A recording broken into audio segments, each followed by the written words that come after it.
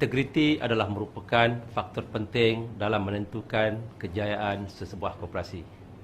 Oleh itu, kejayaan perniagaan koperasi terletak pada pemilihan anggota lembaga koperasi yang betul dan tepat.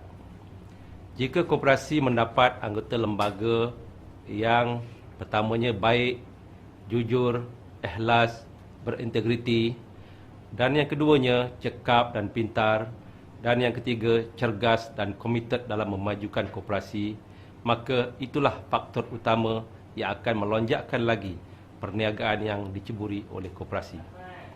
Sebaliknya, jika salah memilih anggota lembaga koperasi, maka tidak mustahillah sesuatu perniagaan koperasi itu tidak akan kekal lama dan bakal berhadapan dengan kemerosotan dan masalah.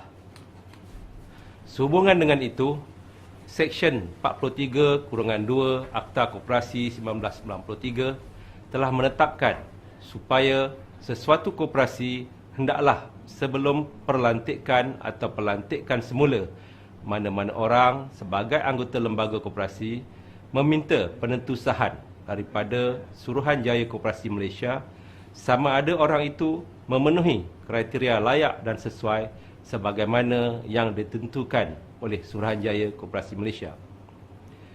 Bagi menjelaskan pemakaian peruntukan tersebut, Suruhanjaya Koperasi Malaysia telah mengeluarkan garis panduan nombor 3 pada tahun 2008, iaitu garis panduan bagi pelantikan atau pelantikan semula anggota lembaga koperasi. Peruntukan undang-undang ini akan memastikan hanya individu yang berintegriti dan berkredibiliti sahaja bakal atau layak dipilih untuk memegang jawatan sebagai anggota lembaga koperasi. Ianya adalah berfungsi sebagai langkah pencegahan bagi menyekat punca atau peluang sesuatu gejala tidak sihat daripada berlaku di dalam koperasi.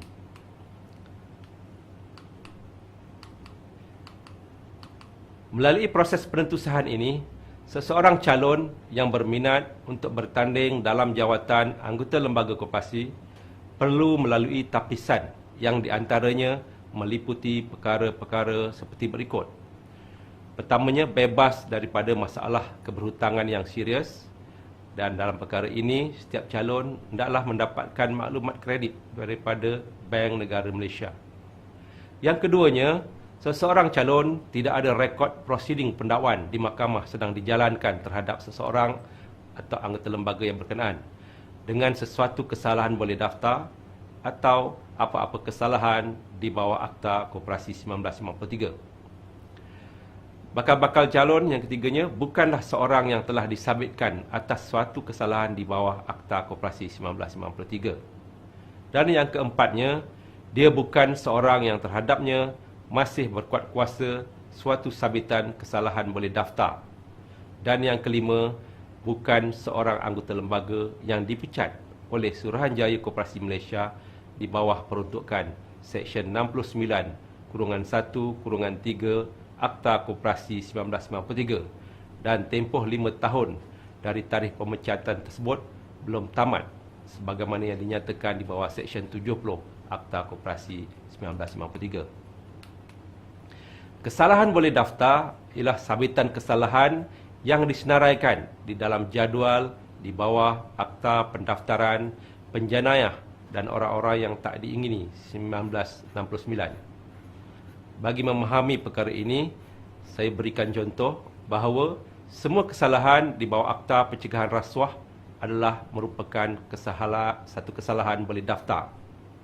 Dan selain itu, contoh lain ialah kes mencederakan tubuh badan, iaitu menumbuk tubuh badan seseorang. Ianya adalah jatuh di bawah Seksyen 323 Kanun Kesiasaan dan adalah merupakan satu kesalahan di negeri Sabah, tapi tidak di Semenanjung Malaysia. Jadi untuk menentukan sama ada seseorang itu telah terbabit dalam sabitan kes boleh daftar, maka kita perlu menyemak di bawah jadual dalam Akta Pendaftaran Penjenayah dan orang-orang yang tak diingini 1969. Seterusnya, perkataan proceeding ialah apabila pendakwaan dimulakan. Manakala perkataan sabitan ialah bila lepas dibicarakan dan mahkamah telah menjatuhkan hukuman bersalah ke atas seseorang. Pada masa ini, peruntukan Seksyen 43-2 Akta Koperasi 1993 dikuatkuasakan kepada koperasi-koperasi yang ditentukan oleh Suruhanjaya Koperasi Malaysia. Pada umumnya, ia melibatkan koperasi bersaiz besar dan juga koperasi-koperasi yang ada rekod kesalahan, iaitu hasil daripada pemeriksaan di bawah Seksyen 64 Akta Koperasi 1993 atau siasatan di bawah Seksyen 45 Akta Suruhanjaya Koperasi Malaysia 2007 yang dijalankan oleh Suruhanjaya Koperasi Malaysia. Oleh itu, mana-mana koperasi yang terlibat hendaklah mematuhi peruntukan Seksyen 43-2 Akta Koperasi 1993, iaitu meminta penentusahan daripada Suruhanjaya Koperasi Malaysia sebelum pelantikan ataupun pelantikan semula seseorang sebagai anggota lembaga koperasi. Peruntukan ini adalah bertujuan baik bagi memastikan hanya individu yang berintegriti sahaja layak memegang jawatan dalam koperasi. Seterusnya, integriti juga akan terbina dalam tadbir urus sesuatu koperasi jika anggota lembaga koperasi berjaya melaksanakan tugas-tugas dan kuasa-kuasanya dengan baik sebagaimana yang ditetapkan di bawah Seksyen 44-1 Akta Koperasi 1993. Pada umumnya, peruntukan tersebut menghendaki anggota lembaga menguruskan dan mengawasi urusan atau aktiviti kumpulan wang dan harta koperasi dan hendaklah memastikan pentadbiran dan pengurusan yang sepenuhnya dan sepatutnya akan hal ehwal urusan atau aktiviti koperasi itu sebagaimana yang dikehendaki di bawah peraturan-peraturan kecuali kuasa-kuasa yang dihaskan untuk Mesyuarat Agung Koperasi. Ini bermakna anggota lembaga koperasi perlu melaksanakan tugas dengan bersungguh-sungguh dan penuh komitmen untuk memajukan koperasi, serta ianya dilaksanakan bersandarkan ketetapan Undang-Undang Kecil Koperasi, aturan-aturan aktiviti koperasi yang diluluskan dalam Mesyuarat Agung dan dasar-dasar yang diputuskan oleh anggota dalam Mesyuarat Agung Koperasi. Ini dapat dilihat antaranya, yang pertama, menyenggara akaun bagi wang yang diterima dan dibelanjakan oleh koperasi dengan benar dan betul sebagaimana kehendak di bawah Seksyen 58 Akta Koperasi 1993, di mana anggota lembaga hendaklah menyenggara dengan sempurna rekod-rekod ataupun transaksi perniagaan koperasi dengan seberapa segera yang mungkin, tetapi tidak lewat dalam tempoh 30 hari daripada selesainya setiap transaksi tersebut.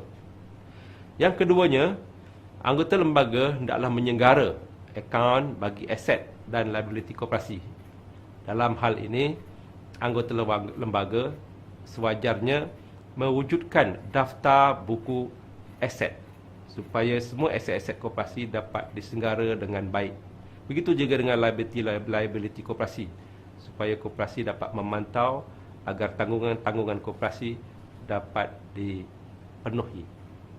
Yang ketiga, anggota lembaga hendaklah meluluskan perbelanjaan-perbelanjaan dan memastikan akaun atau rekod-rekod diuruskan dengan kemaskini dan sempurna. Yang keempat, anggota lembaga hendaklah mengkaji dan merancang projek-projek yang memberi manfaat kepada anggota-anggota koperasi. Dan yang kelima, melaburkan wang berlebihan menurut keputusan Mesyuarat Agung dan tertakluk kepada Akta Koperasi 1993 dan peraturan-peraturan koperasi 2010. Sekiranya anggota lembaga tidak melaksanakan tugas dan tanggungjawabnya sebagaimana yang telah ditetapkan di dalam Undang-Undang Kecil, aturan-aturan aktiviti atau arahan Mesyuarat Agung, maka anggota lembaga koperasi telah melanggar Seksyen 44-1 Akta Koperasi 1993 dan melakukan suatu kesalahan di bawah Seksyen 44-2 Akta yang sama dan boleh apabila disabitkan didenda tidak melebihi RM200,000. Sebagai contoh supaya kita dapat melihat dengan jelas, saya akan menjelaskan contoh-contoh yang lazim berlaku berhubung dengan peruntukan Seksyen 44-1 Akta Koperasi 1993. Yang pertamanya, anggota lembaga melaksanakan aktiviti pinjaman tanpa mengikut aturan aktiviti pinjaman koperasi yang diluluskan oleh Mesyuarat Agong. Dalam hal ini, anggota lembaga meluluskan pinjaman kepada diri mereka atau anggota lain, sedangkan mereka tidak layak kerana aturan-aturan aktiviti pinjaman koperasi menetapkan untuk melayakkan dapat pinjaman, potongan gaji seseorang anggota hendaklah tidak melebihi 60%. Jadi kalau ada kes-kes sebegini, maka ianya adalah tidak mematuhi Undang-Undang Kecil Koperasi dan ianya merupakan salah guna kuasa dan kes tidak berintegriti. Contoh yang kedua berhubung pemakaian Seksyen 44-1 ini ialah anggota lembaga melaksanakan projek tanpa kelulusan Mesyuarat Agong. Contohnya, pengerusi tanpa pengetahuan lembaga lain telah menandatangani perjanjian usaha sama atas nama koperasi dengan pihak ketiga, iaitu syarikat swasta, untuk mengadakan projek usaha sama bagi memajukan projek perumahan tanpa kelulusan mesyuarat lembaga. Dalam kes ini, lembaga tidak mematuhi undang-undang kecil dan tidak berintegriti.